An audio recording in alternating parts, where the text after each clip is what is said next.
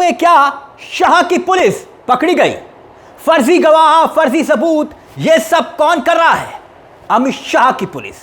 जी दोस्तों, बहुत हैरान करने वाली यह खबर है। यह खबर आपकी स्क्रीन पर, आपको यकीन नहीं हो रहा? इस खबर को देखिए। यह एक बहुत बड़ा खुलासा है इंडियन एक्सप्रेस का, और इंडियन एक्सप्रेस ने जो खुलासा किया है उसने कई सवाल खड़े कर दिया है। बकायदा बहुत डिटेल के साथ इस खबर को उसने प्रस्तुत किया है। आप देख सकते हैं, दिल्ली दंगे 2020, जज ने दिल्ली पुलिस की जांच पर उठाए सवाल, 17 केसों में फर्जी सबूतों के आरोप। देखिए दूसरी हेडलाइन देखिए, दिल्ली दंगे के 17 केसों में पुलिस ने रची मनगढ़ंत कहानी, गवाह मुकरे तो जज ने लगाई फटकार, रिपोर्ट में किए दावे। खबर समझिएगा, खबर समझिएगा, यह कैसे फर्जीवाड़ा हुआ, कैसे कैसे गवाह बनाए गए और कैसे कैसे सबूत बनाए गए फर्जी, कैसे फैब्रिकेटेड एविडेंस सामने रखे गए। यह सब इस खुलासे में हुआ है।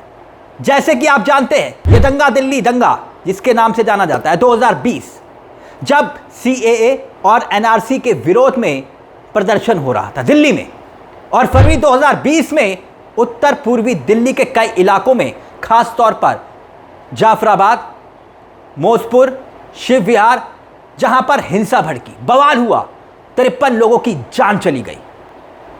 कुल 116 मुकदमे दिल्ली पुलिस ने दायर किए। ठीक, अब कुल 2000 से ज्यादा मामले दर्ज हुए थे, 2000 से ज्यादा मामले, मगर उसमें से 116 मुकदमे आखिर तक कोर्ट में गए।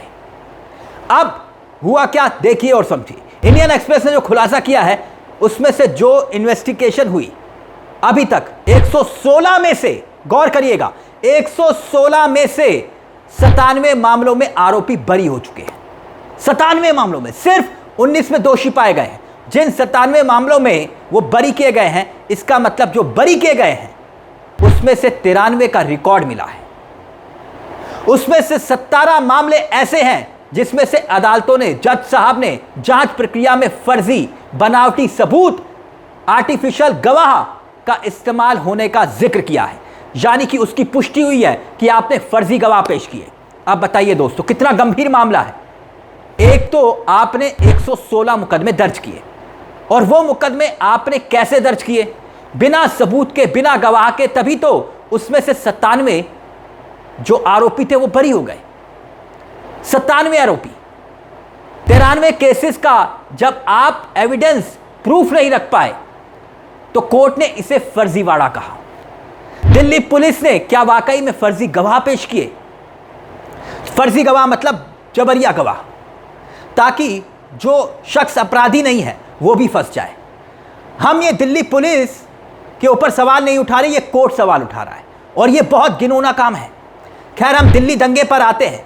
और ये जो दिल्ली दंगा, जिसमें आप जानते हैं कि भारतीय जनता पार्टी के नेताओं का क्या रोल था, भारतीय जनता पार्टी के नेताओं ने कैसे कैसे भाषण उस वक्त दिए थे, और जो कपिल मिश्रा है, कपिल मिश्रा का भाषण तो आपको आज तक याद होगा, नहीं याद तो सोशल मीडिया पर जाइए, आपको सब कुछ मिल जाएगा। लेकिन उसी कपिल मिश्रा को अब कुछ दिन पहले एक खबर आई, वो खबर भी हमने आपको दिखाई थी कि करीब लगभग लगता है कि 1 महीने, 1.5 महीने पुरानी खबर होगी।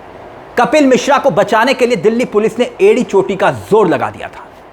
एड़ी चोटी का जोर, यकीन मानिए कि पसीना जो माथे पर था वो घुटने तक आ गया था। इतनी मेहनत कपिल मिश्रा को बचाने के लिए की, और गुनाहों को बेगुनाहों को फंसाने के लिए डबल मेहनत हो रही है। क्या यही इस रिपोर्ट का मतलब है? अब सवाल पर आते हैं, कोई मुकदमा फेल कैसे होता है? कैसे होता है? 53 लोग मर गए, दंगा बहुत सीरियसली हुआ, छोटा मोटा दंगा नहीं था। 53 लोग जो मर गए, ज़्यादातर उसमें से मुस्लिम कम्युनिटी के थे। ठीक, ज़्यादातर मुस्लिम थे। और जब लोग मरे हैं तो उस दंगे में आपने क्या चार्जशीट फाइल की होगी? जो मुकदमे फेल हो रहे हैं, गवाह मुकर रहे हैं, मुकदमे दायर किए गए जिसमें 97, समझिएगा परसेंटेज कितनी हुई, फीसदी कितनी हुई, 80 से 85% लोग बरी हो गए। क्योंकि आपने, मुझे लगता है कि जब प्रेशर डाला होगा पुलिस पर, प्रेशर की गिरफ्तारियां करो, तो जिसने टोपी पहनी होगी, दाढ़ी लगाई होगी, तुरंत गिरफ्तार कर ले, चलो भाई, चलो पुलिस थाने। अब सबूत नहीं, गवाह नहीं, सबूत बनाए गए, और उनमें से 17 ऐसे फायर ब्रिगेड केसेस हैं, 17 जिस पर सवाल कोर्ट ने उठा दिए। अब किस किस टाइप के फर्जी गवाह बनाए गए, यह सवाल खड़ा हो रहा है। बकायदा कुछ उदाहरण देकर मैं आपको समझाता हूं। कम से कम 12 मामलों में अदालत ने यह कहा कि गवाह वास्तविक नहीं है। कौन कह रहा है? कितने मामलों में? 12 मामलों में अदालत ने कहा गवाह वास्तविक नहीं है। मतलब यह कि गवाह के ऐसे बयान दिलवाए जा रहे हैं जो गवाह है ही नहीं, वो आरोपी की पहचान नहीं कर पा रहे। यह सब फर्जी तरीके से हुआ क्या? और यह मैं नहीं कह रहा हूं, अदालत कह रही है। उदाहरण के लिए एक मामले में अदालत ने यह कहा कि मोहम्मद असलम नाम का गवाह, उसकी असली पहचान ही संदिग्ध है।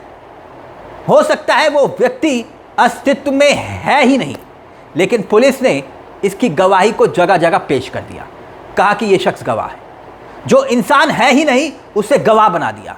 मतलब आप दोस्तों इस तरह से समझिए कि चुनाव आयोग का रिकॉर्ड तोड़ दिया दिल्ली पुलिस ने। आप कहेंगे कैसे?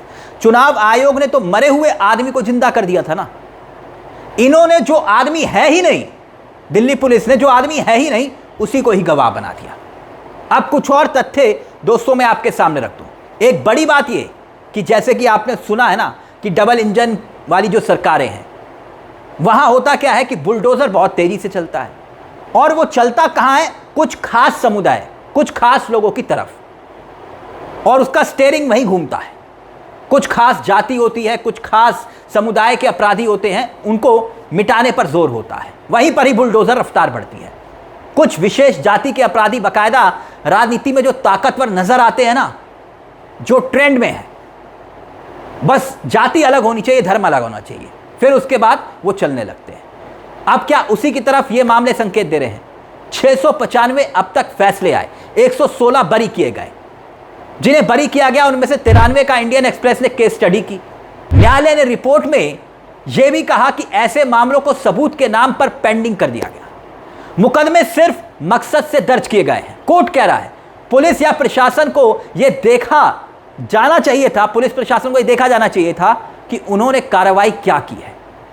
सच्चाई सामने लाने के लिए ऐसा नहीं किया गया, यानी यह मामला अपने आप में सवाल खड़े करता है।